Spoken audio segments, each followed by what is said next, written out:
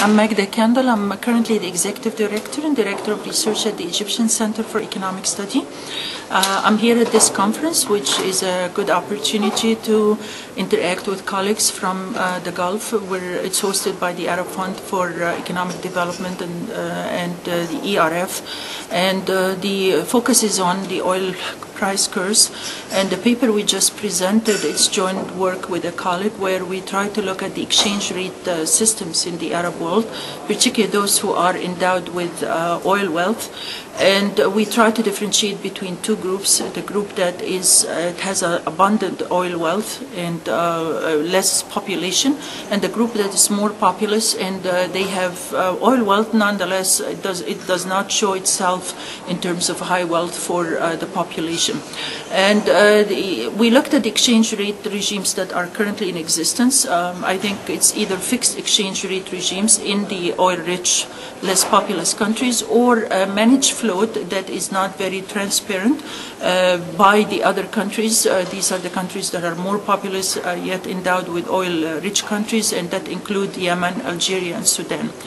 The bottom line that is the evaluation of the exchange rate systems that have been in existence does not speak for the fact that the exchange rate system has served these economies well. It provides a scope to try to reconsider the exchange rate policy.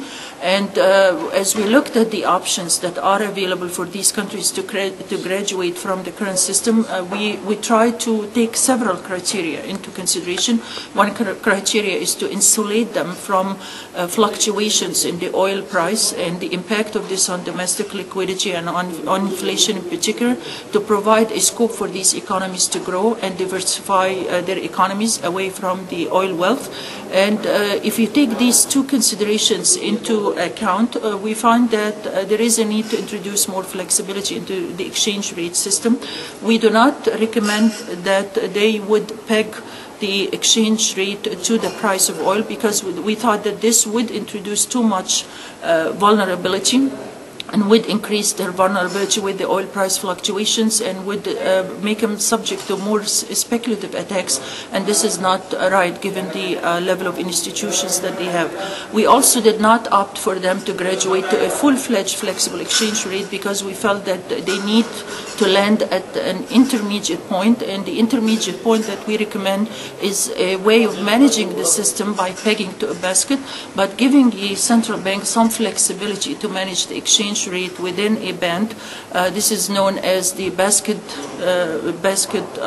band and crawling peg, whereby they would peg to a basket that would take into account the weights of the major trading partners, and they would take into consideration a band to provide the central bank with some flexibility to maneuver to strike the right balance between what could be conflicting objectives at one point, i.e.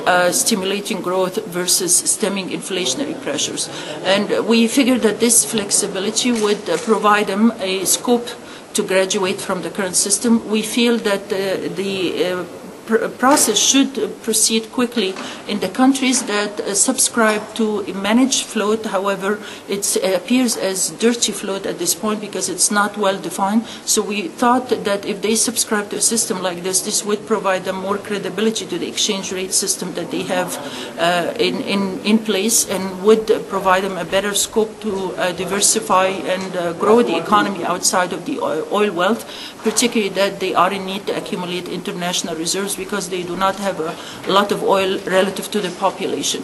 The other group, which is the two countries representing the GCC, the UAE and Saudi Arabia, we feel that they too need to reconsider, but they could wait it out a little bit, but this process should be aligned with their forward-looking vision for their economies. And the more they feel that there is a need for them to proceed towards more integration, maybe in the context of a currency union, maybe more diversification of the economy and less dependency on the oil world, and the need to grow the non-energy sector of the economy. I think if they factor in all of these factors now, I think they will have the incentives to proceed to graduate from the current system to establish a somewhat more flexible system that would provide them a bigger scope to reduce their dependency on the energy wealth and diversify their economies going forward.